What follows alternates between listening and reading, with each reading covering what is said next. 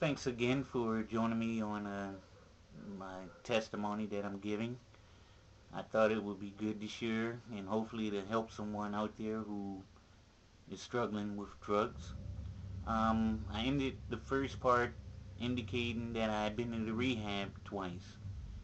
My job had sent me the first time and I didn't get much out of it. And I couldn't wait to get out as I indicated before so that I could go back to using again. So I went to the rehab the first time and did my 45 days, I believe it was, and went to the programs and, just to get the heat off me from my job. But things got worse. Once you're on drugs, it just overtakes you. I mean, it just causes you to do things that you normally wouldn't do, you regret doing, and wish you never did. And I want to apologize to everyone that I have offended, even in the past, in my old man.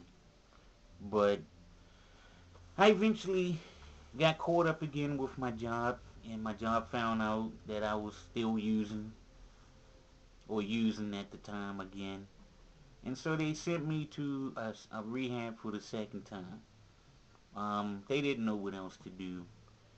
Um, the thing they did different, they flew me instead of letting me go to a rehab locally.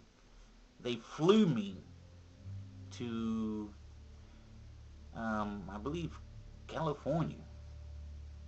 That's how out there I was and how I was so focused on the drugs. I can't even tell you where they flew me. But I know I was on the plane and I believe I went to California. They flew me thinking that if they sent me to, I don't know, I guess a more popular rehab, or if they take me out of the area, that that would make a difference. The first time I went to the rehab, I went because to save my job. The second time, I went because I really wanted to get off of drugs.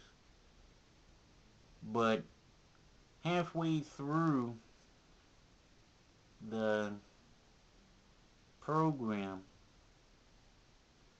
I didn't get much out of that either. I mean, I gave it 100% as far as my focus. Um, but even I was in California, my mind was here back in Washington, D.C. And this time it wasn't to fool my job. It was just, I guess I really got a real sense of how the body craves for things. Even though I was clean for like 2, 3 weeks, my body started to crave. So I'm sitting in these meetings hearing about these people who've been clean for 10 years. Their encouragement didn't really encourage me because my body was just too craving. So, but I did go the second time to really kick the habit, and that didn't go well. I came out of that rehab and stayed clean for a little while because once again, I really wanted to overcome these drugs, cocaine. And I think I stayed clean, to be honest, I think probably 90 days.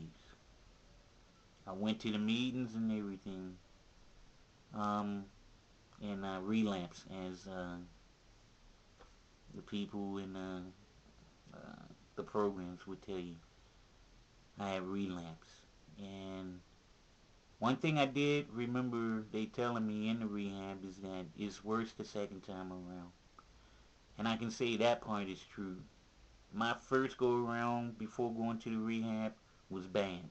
But my second going around after I came out to the rehab for the second time was even worse.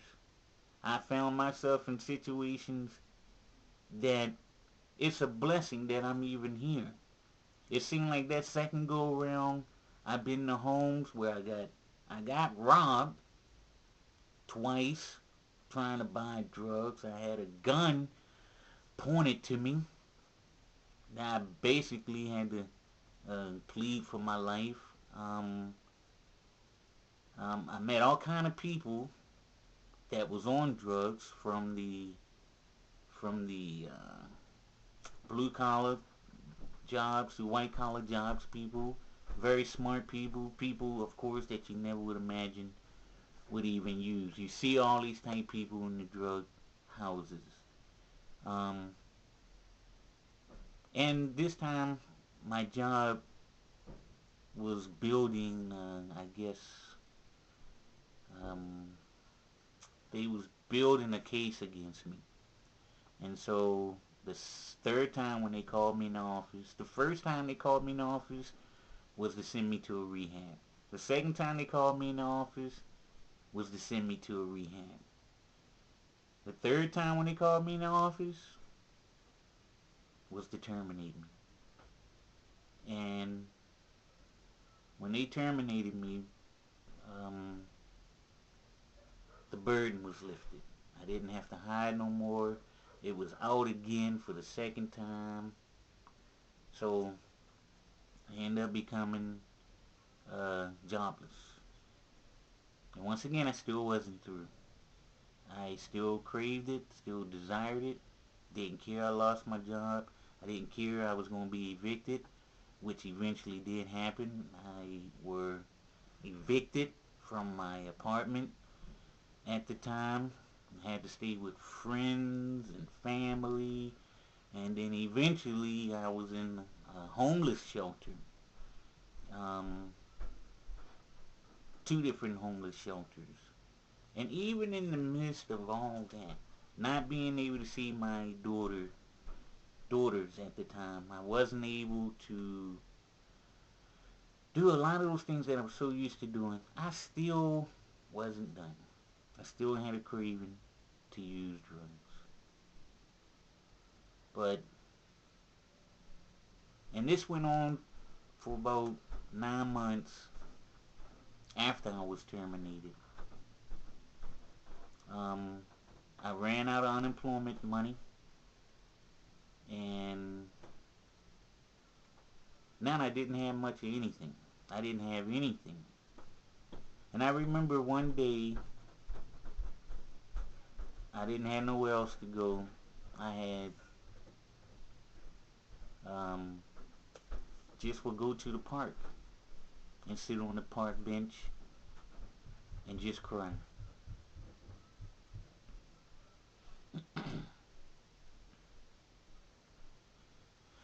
I would just cry because I couldn't believe the new me. I couldn't believe all the things I accomplished was gone. Done. All I had nothing. In my opinion, I was hopeless. I had absolutely nothing.